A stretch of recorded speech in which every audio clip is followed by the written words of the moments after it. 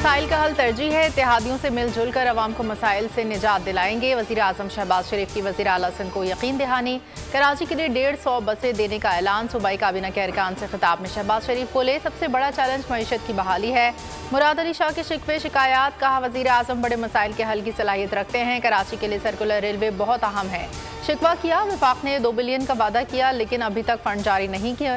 गुज़श्ता 4 साल के दौरान नई स्कीमों में वफाक ने सिंध को नज़रअंदाज किया। शहबाज शरीफ का वज़ारत उज़्मा संभालने के बाद पहला दौरा कराची। गवर्नर वज़ीर आला के हमरा मज़ार क़ायद पर हाज़री। बरसग़ीर के मुसलमानों के अजीम लीडर को खिराज अक़ीदत फूल चढ़ाए, फ़ातिहा ख़ानी की। शहबाज शरीफ वज़रिया हेलीकॉप्टर मज़ार क़ायद पहुँचे। तलबा तालिबात से मुल्की तरक्की में किरदार अदा करने का हल्फ लिया। कहा नौजवान अहद करें, पाकिस्तान को हकीकी मायनों में क़ायद का पाकिस्तान बनाएंगे। किसी पर इल्ज़ाम तराशी नहीं करेंगे, अपने गिरबान में खुद झांकना होगा। ज़ाती पसंद नापसंद छोड़कर मुल्क के बेहतरीन मफाद में इकट्ठे हो जाएं। वज़ीर आज़म शहबाज शरीफ का कराची में ताजरों से खिताब, कहा मुश्किलात का चैलेंज समझ कर मुकाबला करना है। तहिया कर ले, 5 साल में बरामदात दुगनी करेंगे। ताजरों की भारत से ताल्लुकात में बेहतरी, बानी PTI से बातचीत की तजवीज़।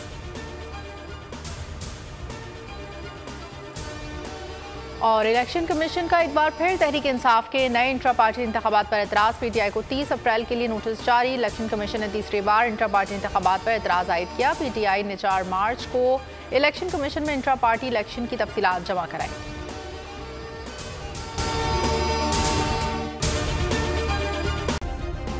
सब्सक्राइब करें और बेल दबाएं ताकि कोई खबर रह न जाए।